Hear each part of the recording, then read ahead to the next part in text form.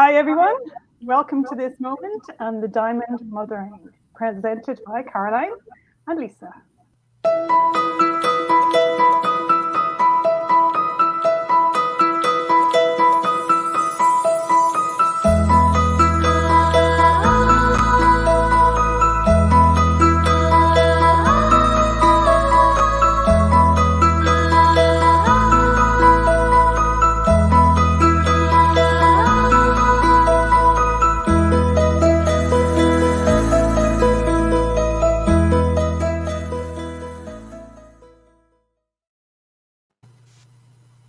Good morning, everyone. Evening, if you're not in the Southern Hemisphere. Today we are talking to Alan Stevens because this is feminine first aid. And part of that is giving you the tools that you may need to help raise your daughters. And I think in this chaotic world that we live in, with all the influences that are upon us, it's wonderful to have as many tools as we can in our belt. So I just happened to bump into Alan Stevens over the weekend and invited him on our show. He is an international communications and profiling expert. So he reads people. So can you imagine we're all sitting around a table and we all know that Alan can actually read our faces, and he's probably already putting two and two together. So it's a little bit unnerving, but and you happen to discover things about yourself that you may not have known. But that's all good. So I've invited Alan on, and you can contact him. He's always online. He's online a lot. He works with a lot of people. He is the most incredible networker, and just an incredible person, actually, introducing people to people that need to meet each other. And I would love to have him on. I'd love to have him on this show. I'm sort of burbling my words this morning, so I'm going to introduce Alan and let him take over. Hi, Alan. How are you? Very good, thanks. And thanks for the invitation. And it's great to see Caroline online as well. Oh, welcome, Alan. Thanks very much. I'm really excited to have a chance to sit with you again. Because I was joined the Campfire Project a good few months ago, so it's lovely to have a chance to talk to you again. Yeah, so fantastic. Welcome. Thank you. So, apart from all your incredible efforts in bringing people together on the Campfire Project, your work that you work with a lot of kids and a lot of parents. And the main emphasis for you is actually helping parents to read their kids so that they can have a deeper understanding into how they're going to react, a deeper understanding of why they do what they do. And also, I should imagine that really helps prevent things from happening. Like, I'm a big believer in prevention rather than a cure. So parents can really set things up right for their kids. Can you tell me, like you mentioned a great snippet of information about reading people that we mentioned before about when babies are born. So maybe if you wanted to start from there, that would be incredible. Oh, I'm just trying to think of, we talked about so many things the other day, exactly where we started. I can't remember now, but children from a very early age, when they're born, they're very good at reading people. And that's one of the first things, is that a child knows whether they can trust them, or they know them, or they don't know them. But also when they're around that person, they pick up their energies as well. It's like when a baby is first born, the people that are comfortable with the child are able to pick the child up, and the child will smile and gurgle and and feel comfortable.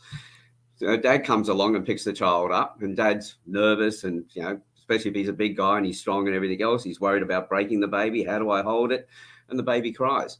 And so the baby's picking up the energy.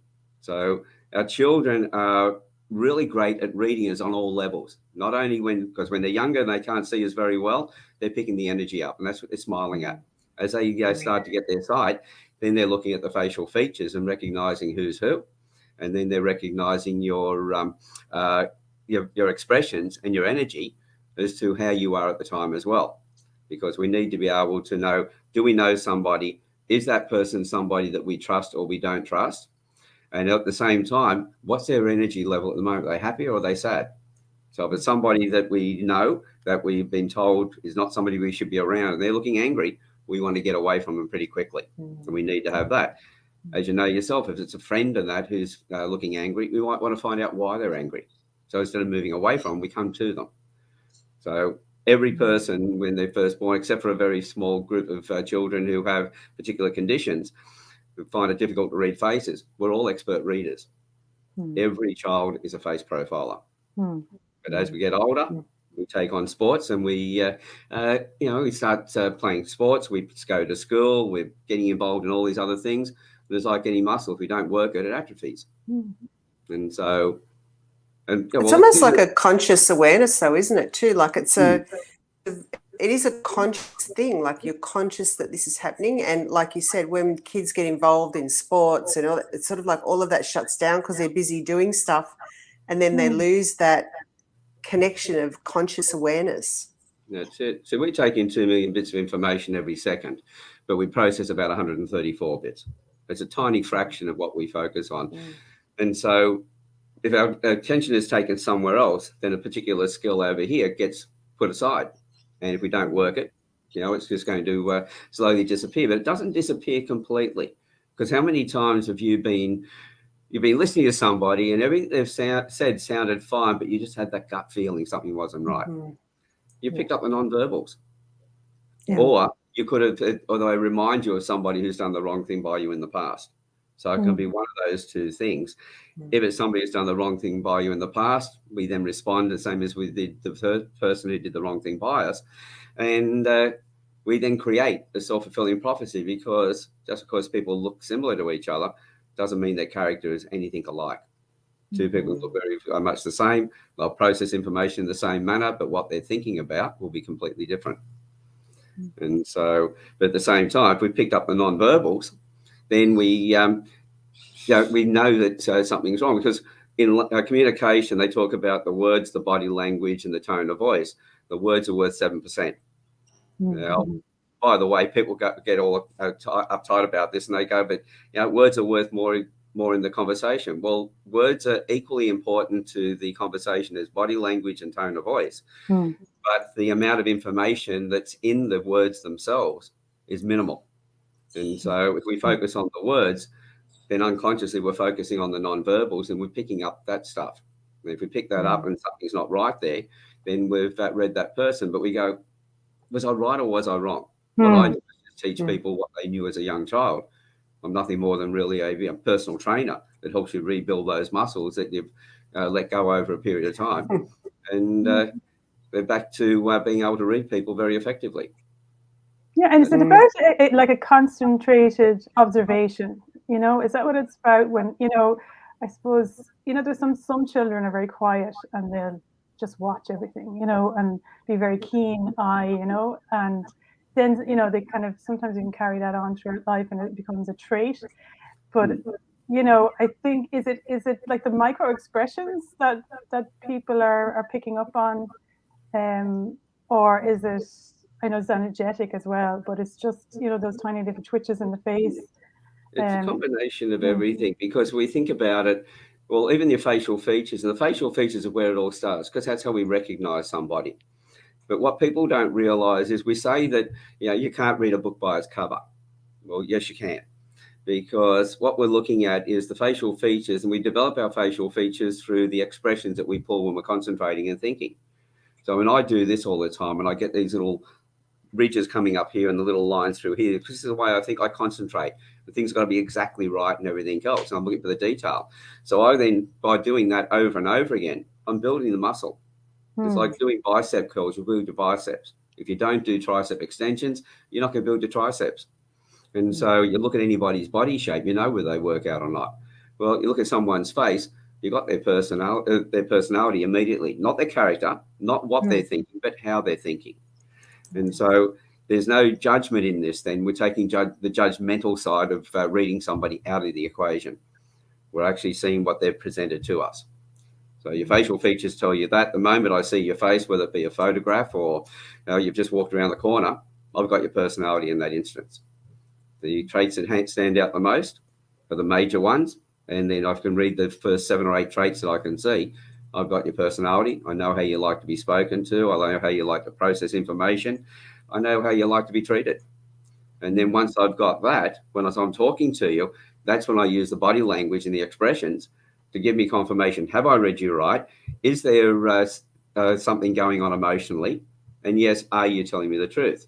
But as far as the truth side of it goes, the micro expressions and the body language, I want to know why you maybe not telling me the right thing.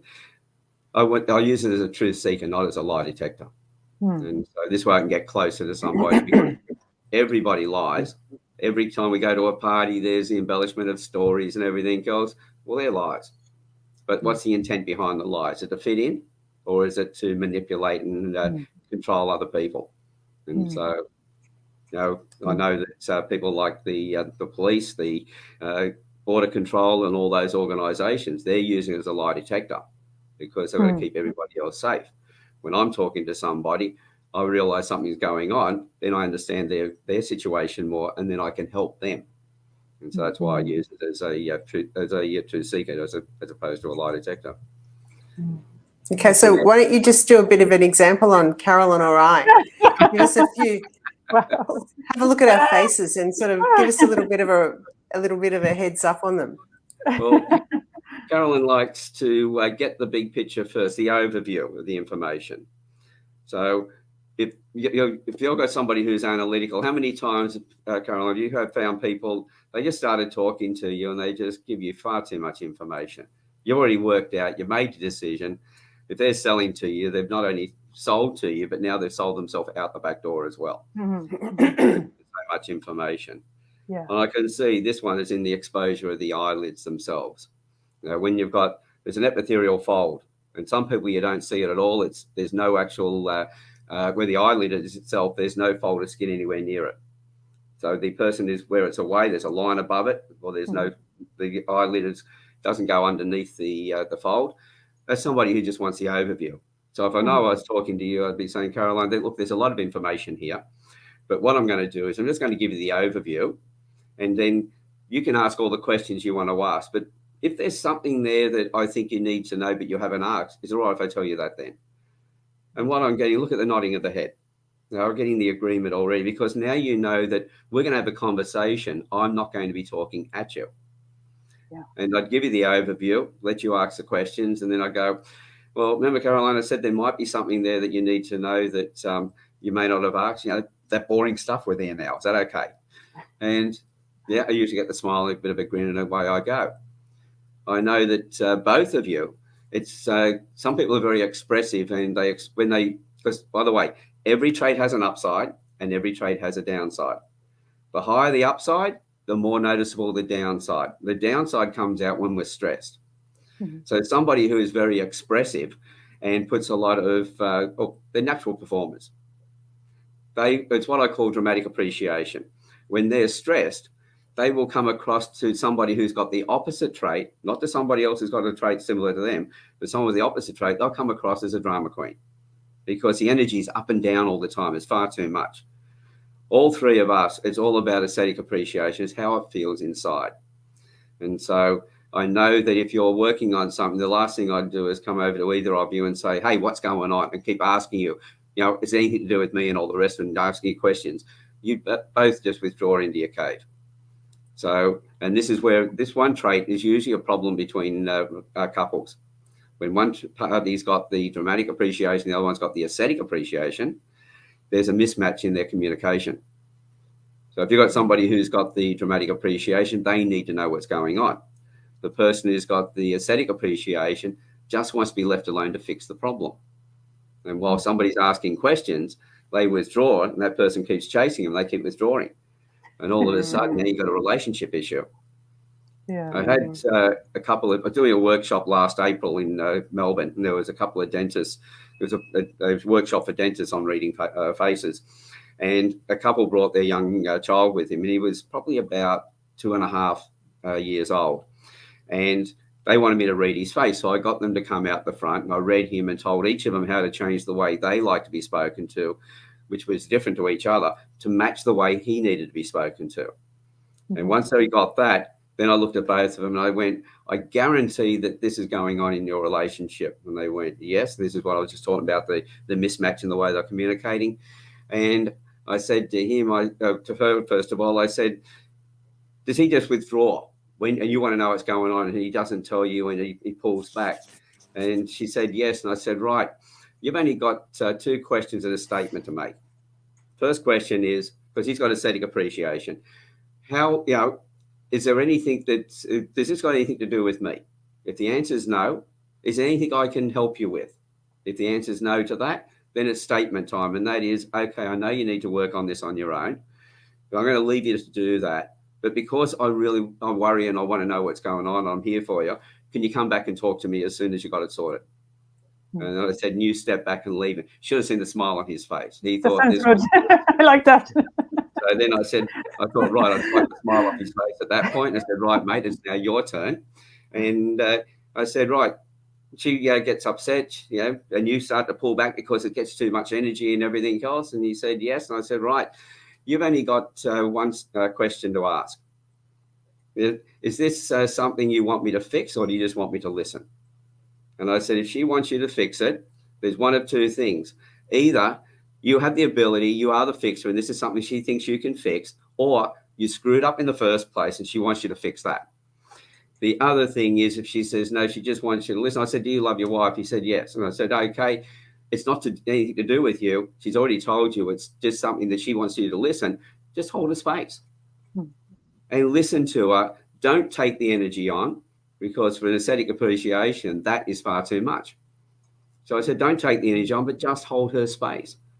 And the look in both their eyes after that, a bit of a twinkle there. So this is the thing.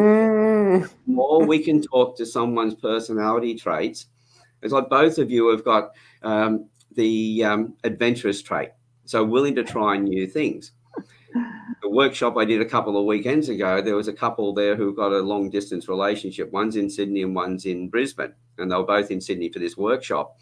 In the conversation, I found her face was telling me she's very adventurous. He's not, but he's got a pioneering trait.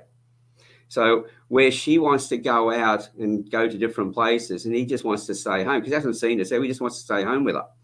And she said, "Well, I really want to go out." And he said, "Well, the other day there was somewhere that I wanted to go to, but you turned around and said, you've already been there." I said, "Well, what was this other place that you wanted to go to?" I said, "You're into being a pioneer, trying new things and learning new things. You've also got a what I call a growing trend, which is all about personal development and helping other people grow. So why don't you have a look at that?" When she said, "I would like to go here," not go there for the worry about going there for the adventurous side of it, but how can that fit your personality traits? Where's the learning in this? Where was the pioneering aspect to it? And all of a sudden he realised that I haven't been to either of those places. She's been to that one and hasn't been to this one, and I haven't been to that one either. Oh, there's no hassles. So knowing how to not only read the other person's opposite trait to you, but how to use other traits that you have to blend with their traits. That would be amazing for kids, right? Yeah. Like you're looking at you, and when you sort of start to understand how your kids, how it lands on you, because often as a mum, I mean, like we talk a lot, Alan, about just validating our daughters and just being in the emerging process with them. So we don't have to fix them, we just have to be with them. And sometimes that's really hard not to say something, but also having that added capacity to be able to understand that what they need to hear, like how they need to hear it, like that's, and even their personality, like I was saying earlier on, my daughter's not a risk taker. Now, if she was a risk taker, I'd really probably want to know about that, because I was a risk taker and I was a horrible teenager, right? Yeah. It's like, you'd want to be preparing for that, wouldn't you? You'd sort of be like, okay, how can I get some boundaries? How can I get my life set up so that she feels safe and she doesn't need to act out like that? Yeah, it's brilliant, because actually, you can kind of, sometimes you can project like that. If you think you are a certain way, like Alan says, I love adventure and travel and wanderlust and all that kind of stuff. And I kind of expected my daughter to be like that, but she's not like that at all. So I'm kind of like, oh my God, okay, she's a home bird. But she has different traits than I have. But sometimes like that, you can project something onto your child and expect him to be a certain way. If it's like you were saying, rebellious, Lisa, and then you're kind of not trusting them because you feel that they might act the way you acted, But I think the profiling is amazing like that, to kind of get the understanding of the traits and the character, the personality as such, because everybody's so unique and different. It's an amazing ability. Everything's connected. You see, if we look at, I've got 3 sons, and the first one, as they say in that with your children, the first one, you create rules, and the rules are made for the second one. and the third one totally ignores the rules. Yeah. And that was a perfect example of my three sons, because their mother left when they were 4, 11 and 12, and I raised them on my own. So I had a lot more time as a father with my sons than a lot of fathers do, because they're out, trying to provide for the family. And they're trying to love their family, and they're away from the love of the family while they're doing that. But when we look at the facial features, they're passed down from different generations. So each of our children are a combination, but at the same time, every memory we have is stored in every cell of our body.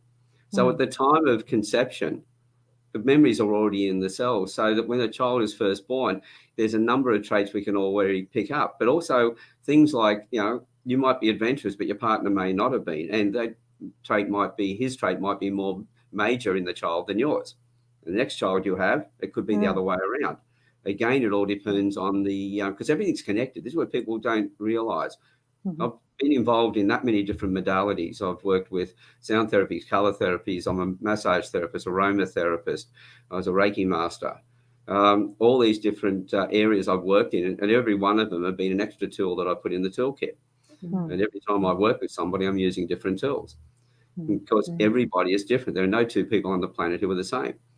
But as a parent, we talk about raising our children. We're not carpenters and we're not sculptors. Our job is not to turn our kids into something. We're gardeners. Our job is to nurture them and give them the opportunity to be the best version of themselves, not ourselves. And so we need to be able to read our kids and observe them so we can connect with them on that particular level. My oldest boy now is in his 40s, and my youngest is in his 30s. He's about 35 now. And with that, I've got strong relationships with the boys, because I didn't try to be their friend when they grew up. I realized their friends would do the same silly things that they would do, and they would let them get away with doing silly things. But as a parent, our job is to nurture them, put boundaries in place, not be their friend, but be their parent. And the boys have really respected that. And did you know how to profile and everything when they were younger? Like what age, when did you start to do this, and why did you start to do this? Well, it was after my second divorce. One of the things that happened, it was back in 91 when I separated from my first wife. And as I said, my boys were 4, 11 and 12 then. Then it just around about the turn of the century. I love that, the turn of the century. I got married again, but then shortly after I got divorced. And my youngest boy then was about 16. And at that time, my second wife had talked me into becoming a massage therapist. And before that, I'd been working with body language back in the 70s, psychometric profiling at Myers-Briggs and DISC and all of those processes in the 90s. Started doing NLP in the late 90s. And then in the 2000s, went back and did my master's again in NLP. At the time, as I said, I was a massage therapist, and I put it on hold after I separated from my second wife, because she was the one who taught me into doing the course, because she used to teach the aromatherapy section. And a few friends got me to get the table out one day. We were away at a spiritual retreat. They started talking about how did the table move, where the extra hands come from. And, one guy was talking about having an out-of-body experience. And I knew that these were real things that were happening too, because they each pulled me aside one-on-one away from everybody else and saying, look, don't tell anybody, but this is bizarre. What happened on the table? And so I needed some answers. And then shortly after that, I thought, righty, I'll open my business back up again. I started massaging. I started getting terminally ill patients coming to me. Wow. And some of them were actually reversing their conditions. I had a mate who had been on the transplant list for new kidneys at about 15% efficiency. And within several months, by going to the herbalist and getting herbal remedies, because I said everything's connected, and he came to me for massage, he regenerated his kidneys to 85% efficiency. Wow. And his son had the same condition. So I needed some answers. That got me then going and searching, and I thought, well, I'm not going to get the answers from Western society, traditional medicine and all that sort of thing. And I got involved with an Aboriginal group, and then got invited to go out bush on a regular basis, which after a year took me through initiation. And so that's what I learned about bringing boys into manhood. That's where the Campfire project started to come from. But in that, with learning all of that, at the same time, I was also involved with a group that were teaching currency trading, and none of the students made any money. And so I was already on a search, because one of the things I learned around that phase was that the most important thing I'll ever learn is the next thing I learn after I think I know everything. So I was thirsty for knowledge. Absolutely. And the Aboriginal side of things really got that going for me. But then these currency traders, they weren't making money when they went live. So they got me to come in. I was using profiling systems like Myers-Briggs and DISC and asking questions, and realizing when we started training the people, they didn't match their personalities, especially when they started putting money on the table. And I asked a few of them, I went, well, why did your profile come out completely different to the way you're behaving? What happened here? And a couple of them said, well, we tried to second guess what sort of a personality we had to have to be a good trader. And I went, I need to know your personality, because when you get stressed, you're always going to revert back. You can act in a certain way, but when you're stressed, you'll always come back to your personality. And I was helping another friend do a spiritual retreat one weekend, and he asked me to do some work with profiling, and that was with the Myers-Briggs. And we worked with the different dichotomies. Extroverts on one side, introverts. Here's a scenario.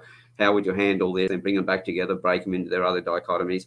And some guy at the end of it just walked up to me and said, Alan, you ever looked at reading faces? Well, an hour's drive back to my home, couldn't get it out of my head. Got on on Google, found Paul Ekman, who did all the research on the micro expressions, and a dear lady by the name of Naomi Tickle, who's an English lady who lives in California, who worked with the facial features. I worked with both their groups, and then I ended up going to the States and working with Naomi at a deeper level. And in that, I realised that where the micro-expression people like Paul Ekman were not using facial features, and Naomi had no idea of the facial expressions, but they correlate with each other. You think of somebody who's got high set eyebrows, they look like they stand back, they need a bit of space. Well, same thing with fear and surprise. When they go up, we want to pull back from them and they pull back from us. So I saw a correlation between the two of them. And I thought, these need to be worked together. And that's when I realised that the facial features are how you like to think and process your personality. That gives me the basis. And then when I put on top of that, get the language right, change the way I like to be spoken to match the way that you do, then what sort of confirmation have I got? Well, body language and expressions. And that's when I created rapid trait profiling, because the 4 skills just gave me everything I needed. I don't need to ask a single question. Well, Kylie, Lisa, as you know, Kylie, who was there with us the other night, her son is now 17. Well, I profiled him when he was 6 years old, and he has Asperger's, and he wouldn't sit still. In fact, she was saying that I got her to take some photograph, and he was in different outfits when she sent the photos through to me. That's how, that's how active he was. And so with that, I did a report for her, which was a written report. She took it to the school, got the after schools care and the teachers together separately, and said each was doing it. And if they didn't do it, it would fail and be on their head. So both parties put it in place. A year later, he was doing presentations in front of the class when they said he never would. Wow. And then as it went along, the most recent thing, and we were talking about on the night, she was talking about how her son at the age of 16, when one of the girls at school had put a post up on the bulletin board at school saying that she'd been kicked out of home, her grandmother wouldn't let her in either, and she actually went to hospital from self-harming, and he just went and grabbed her and said, right, you're coming to see mum because mum will listen.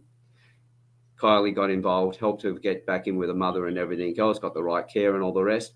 And this was a boy at the age of 6 who they said it would never amount to anything.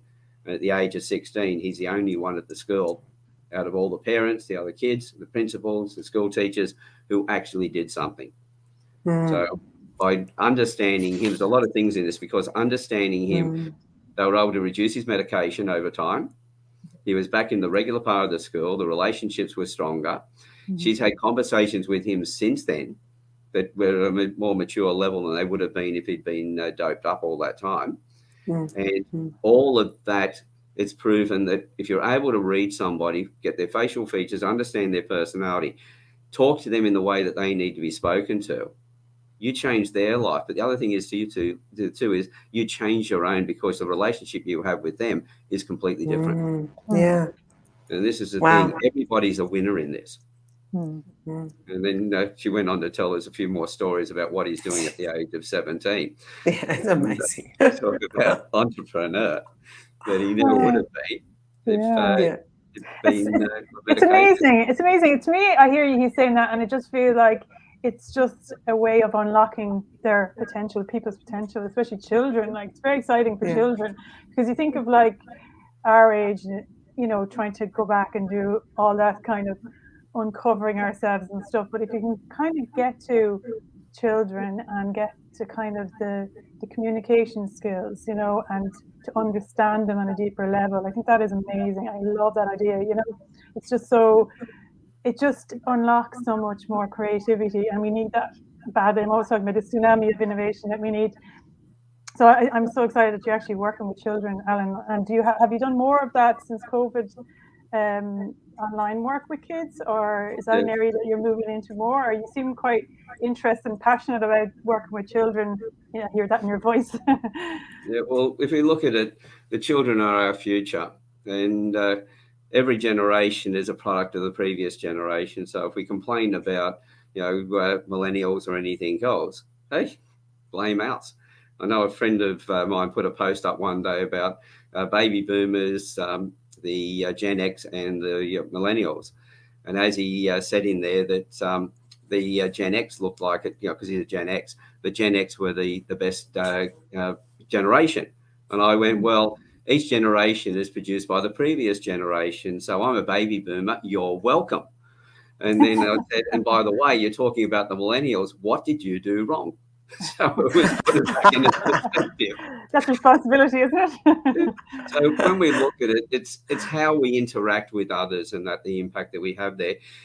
I am passionate about education because I know that we've got more and more children being labelled with conditions. And the whole thing is we have a structure. It's a pretty tight a regime that we're expecting. We've got 25, 30 kids in a classroom. The teachers got so much work on their plate. And I don't know any teacher who started the job because of the long holidays and the high pay. Because if you look at the hours they put in per hour, the pay is not that high. And they've got all the pressures because they'll have parents. Because once upon a time, I know if I'd gone home with a bad report card, the questions would have been asked of me. Why didn't I get better results? Today, parents will go off to the school and to ask the teacher, why didn't you teach little Johnny or little Jane better than what you have? The teacher's under so much pressure, so they went in with a passion to teach, but that gets killed by the system. The problem we have is the system itself. And so with that, I realised we need to change things. So I've taught a number of teachers how to read their students, to understand their learning styles, and I put a course together with 3 traits in particular that I could see in all the kids that they were labelling with ADHD, Asperger's and that sort of thing. And they're just 3 traits that don't fit the education system. They're not a problem with the child. Once you understand that, it's what we should be doing is understand the child and treat them in the way they need to be treated. So talk to them in the way they need to be talked to. You know, as a presenter, we're always told, you know, your audience are visual, auditory, or kinesthetic. If you just get up there and you talk visual words, you've lost the kinesthetic people. They've got no connection to it whatsoever because they can't get a feeling for it. And if you're just talking about auditory words, the visual people are going, God, this is slow and boring. So you've got to be able to use all the language. But if you're able to read the person and you're able to recognize who is a big picture person or who is a verbal person or who is an auditory person or a visual person or a kinesthetic, getting all mixed up with my words here, you can look at them and you talk to that person in that style. So if I'm looking at an audience, I'll start a sentence looking at one person. I will then finish that sentence before I look at somebody else. But as I look at them, I can see their facial features. I will talk to them in the way that they need to be spoken to. That way that person feels they've got a personal connection with me. Or I'm just talking to them. Room's full of people, but I'm just talking to them. And so that's when they feel that they've been recognised. And that's, now if we think about love, the partners we have, we want to know that we belong, that we contribute, that we feel that we're valued and everything else. This is the foundation of being in love with somebody. It's the same thing at work. We want to feel that we contribute, that we belong, that we're valued. The only thing difference between that relationship and a work relationship, family relationship, etc., is that with our partner, yes, we have sex, but in the other situation, the only thing that's different is there's no sex. But everything else is identical. The person wants to be valued. So if we're able to read their face and talk to them in the way in which they need to be spoken to, end of problem. We get that immediate connection. They feel that we value them, that we're interested in them. And that builds a connection. This is where the relationship starts. So the more that we're able to read them. So I put this one course together for the kids at school. And with that, to understand those traits. And so the teacher would know if any one of those 3 traits got triggered, how the other 2 traits get pulled in, and how that would then call this cascading effect where the child will start to pull back. I'll give you an example. You've got a child who's got a sequential learning style. Everything's got to be in a structured order. It's like painting by numbers. It's got to go 1, 2, 3, 4. You can't jump to 7 or 8 without going to 5, 6, first of all. And so if the teacher's bouncing around, that child gets confused. And if they've also got the traits that show that they can't sit still, they're easily distracted, then they're going to be looking for distractions. They become disruptive in the class. And we go, okay, we need to medicate them. No, we don't. We just need to understand how they need to be spoken to, and they'll come back every time. I had a young boy in America. I met the teacher out here. She was part of the Buddhist community, and we were having dinner one night, and she was telling me about the problems she was having at school with the after-schools care that she looked after. And I said, well, okay. When she got back, she got in touch with me again, and she introduced me to the parents. I did a Zoom call with her at school and them at their home, and we talked about it. I got the parents just to send me his photographs. And from his photographs, I gave them an understanding of how to read him, what his personality was like. Then I got them on Zoom again. And when I spoke to them, I've talked to the teacher how she needed to change the way she was talking to him, how the mother and father needed to change differently to each other, but still talk in the same way. Within almost immediately, he was no longer seeing the principal every second day. His academic level started to improve, and his behaviour at home, it just became so much better. I got an email from his father the following year, because now he was out of the elementary school into the middle school. He's a sophomore.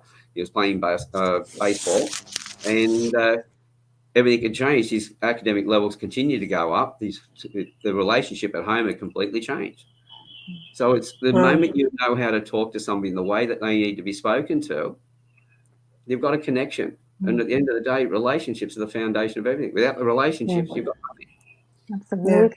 Yeah, actually, from a lecturing point of view, I think that's amazing. Would actually make, because I know from studying how, different people learn different ways and stuff like that. So when you're lecturing, you're trying to actually, I suppose, cover all those elements and cover those areas. So, but if you were to be specific and to be able to see each student and be able to know exactly who you're identify, I suppose, what those traits were, rather than it just being kind of more general, I think that would be amazing. Even though, there is a kind of a resonance that you get, kind of energetic thing that you get with them, but to have that more information, I think would be fabulous. I think it's just like, I suppose you could imagine there's grades going up, and because you have that, I suppose, it's just getting a higher level of communication is going to improve, performance and excellence across the board, isn't it? That's it. We'll see. One of the other guys that we've been talking to recently, him, Lisa, and that's James Short. He's one of the 2 guys about to run from Sydney to Melbourne to start 10,000 conversations on mental health. Now, it was about 7 years ago, I profiled his 2 children. His son was 5 at the time. His daughter was 7. And so straight away, as he said, he wasn't really connecting with his son because his son was pretty hyper, etc. And I profiled him and I picked up, he's got music traits. It's traits that show that he has a gift for music. Anybody can learn music, but he would have a real gift to be able to pick it up fast. And I said, look at the music, listen to the music he listens to, excuse me, watch his responses and see how he behaves and use music. And he came back to me and he said, Alan, it costs me money every time I talk to you. I said, why? And he said, well, we found out he really loves music now for piano lessons and dance lessons. But what they found was that the relationship just completely changed. His son Tiger started listening to him. His daughter Lily, I saw a couple of traits in her. There was a pioneering trait. There was also one that showed that she would pick up ideas that other people wouldn't have. So judgment variation, come up and see things in ways that other people wouldn't see it. Now, because she was a big picture person, I could see if she was talking to somebody like a teacher who was very analytical, who needs information, she wouldn't be able, she'd come up with a great idea and she'd say to the teacher, well, hey, it's got this great idea. The teacher would ask her for details. She wouldn't have enough details to satisfy somebody who was analytical to get their head around it. So I could see that over a period of time, that would then be pushed down and that would affect her confidence. So I told him how to work with that particular area. Well, at the age of 8, she'd written her first book and she became an author on Amazon. So books up there in Amazon. She then, on her 8th birthday, became the youngest person to climb over the top of the Sydney Harbour Bridge. So she walked over there with her dad. And in fact, he did a testimonial video, and on the end of it tagged of them on the top of the Harbour Bridge, looking down at the cars in the evening. And she's just gone from strength to strength. She's just turned 14, and she's in the under-16 state basketball team for New South Wales here in Australia. And so she's just gone from strength to strength. And every time he talks about her, well, he was talking to Scotty the other day on a Facebook Live, talking about how she'd taken this role on. He said to her, look, he said to Scott that he hadn't told Scott about it before that, but he told me. Then he just broke into tears. So Scott asked him, well, why the tears? How did this come about? So he told him about the profiling. Now, his children didn't have conditions like Asperger's or autism or something like that. They were just children that had particular skills that were going to be misjudged as they grew up, which was going to be a problem to affect their growth. He recognized that, and the bond he has with the children, he's in tears every time he talks about what they're achieving. He's a really proud father, and so he should be. But he should also be proud of himself because he took the time to make that connection with them. Not just go, okay, I'm their dad, I've got to get him to do such and such and fit into this role. But how could he's a definite gardener. How could he turn around and help them to guide them through to be the best versions of themselves? Yeah, and it's amazing because to me, again, when I listen to that, I hear it's all about allowing them to express their truth, their authentic self that they came here with, that is the goal in life. That humanity's hope is what comes with the uniqueness of each individual. And if we can support that and let that flourish in each child, we could have a different society, because the amount of innovation, the amount of creativity, the amount of true connection and beautiful relationships that we can foster, the better society will be, the less health issues we'll have, the more I suppose balance and less poverty, etc., because people will be able to feed themselves, work, and in all different areas, and they will be wanting to, if you have more skills in the marketplace, there's more problems being solved. So on a larger scale, I think when you work on the grassroots like that, you'll see it improve society at a larger scale as well. So it works on all different levels from children up, doesn't it? Oh yeah, for sure.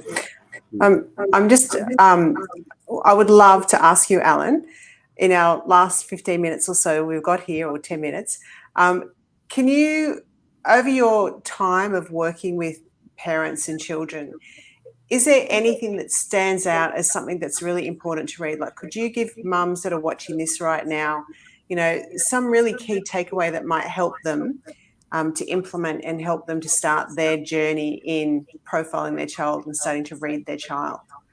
Well, one of the things, we had a bit of fun the other night with one of the traits. We had the dinner party there down in Sydney, was the risk-taker trait. Now, this one has been tested by the Bath University, first of all. They found the ones who had the risk-taker trait were, on average, better at maths and physics.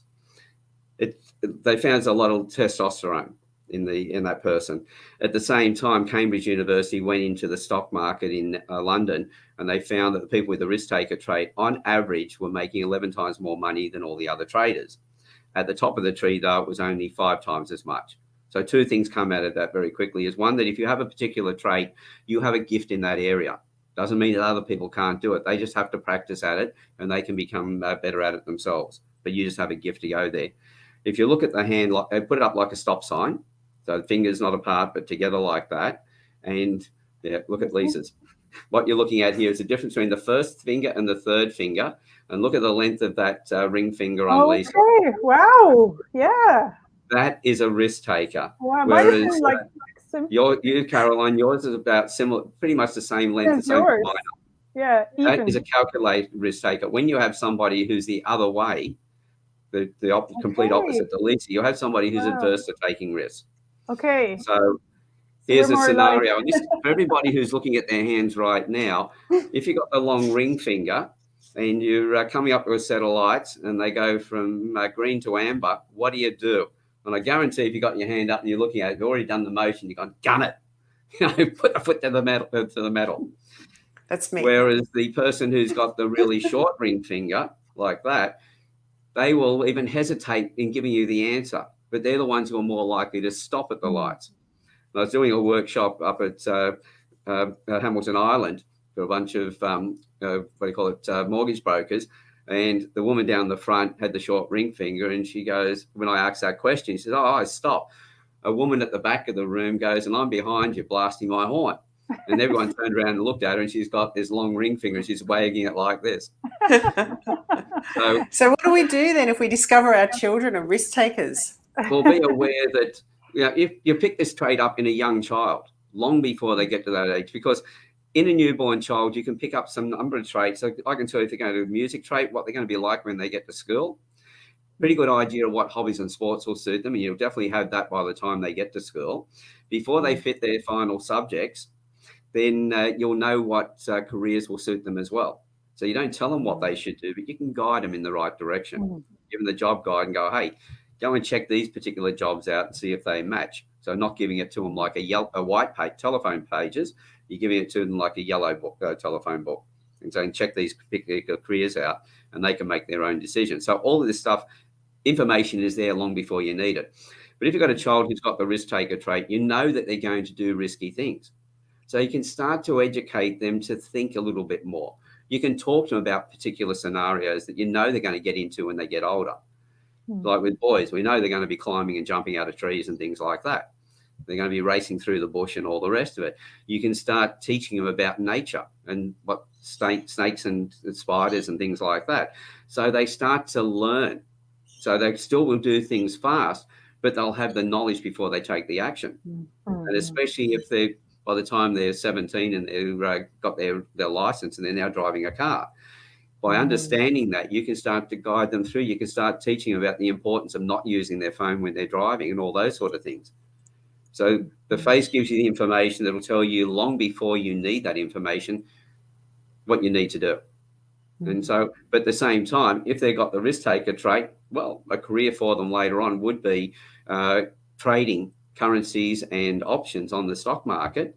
But the short ring finger is probably the one that's going to do the investing, like buying properties and investing in shares, because that's buy, hold, and trade. They will do all their research.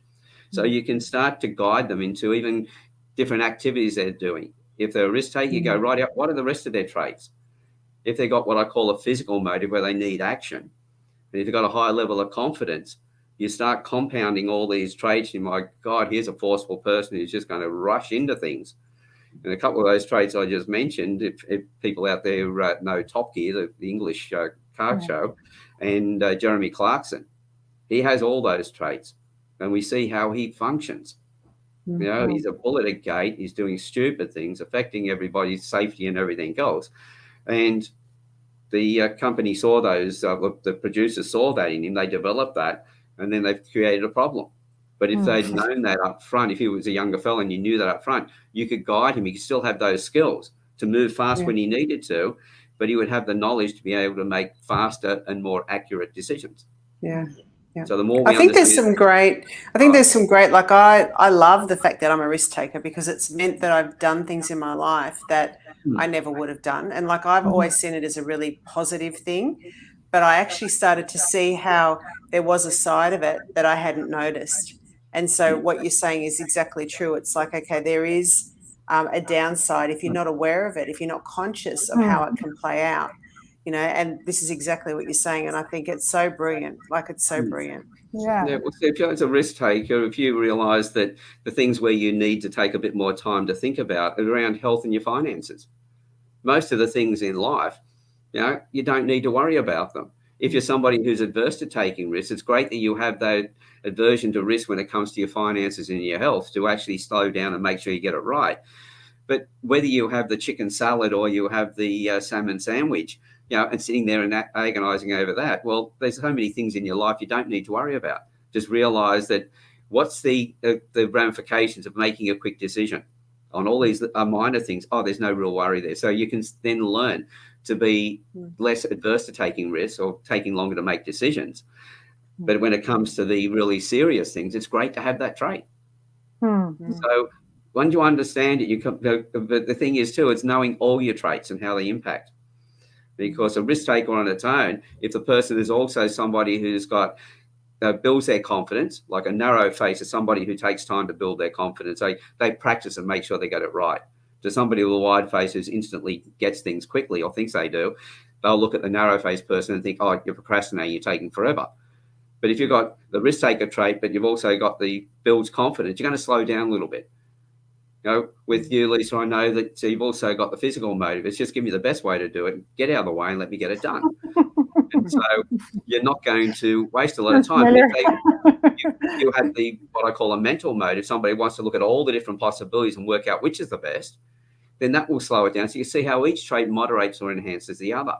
So when we look at and understand the combination of them, then we can go, okay, now let's look at the things that we're doing in life. What do we need to do? How can we speed up and do some of the things faster? What do we need to make sure that we let our traits control? And when do we control our traits? And this is the thing, knowing the upside and the downside of our traits, and particularly the downside, means that you take dominion over your traits. They don't control you. And that's why when I teach people, I've got some doozies on the downside of them. And I always talk about those. And people go, Mike, you can laugh about this stuff. I go, yes, I know that things that I've screwed up in my past, I can see exactly what happened. It was my traits that got in that part of the situation and caused some problems. But that's great information, isn't it? Yeah. It's amazing information to have that about yourself, I think, though, you know, because it will save you kind of, it's just that self-knowledge. It'd be brilliant even to know the downsides of your personality. So you know yourself, know how to read the other person, change how you like to be spoken to match how they need to be spoken to. First 3 tips of and the secrets of reading people. Well, it's fantastic, Alan. This is so good. I feel like I've just had such great information this morning. And so, Alan, where can people contact you if they'd like to get a profile done on their child or they just want to learn more? Well, the best way is, you can see my name on screen there. It's alanstevens.com.au.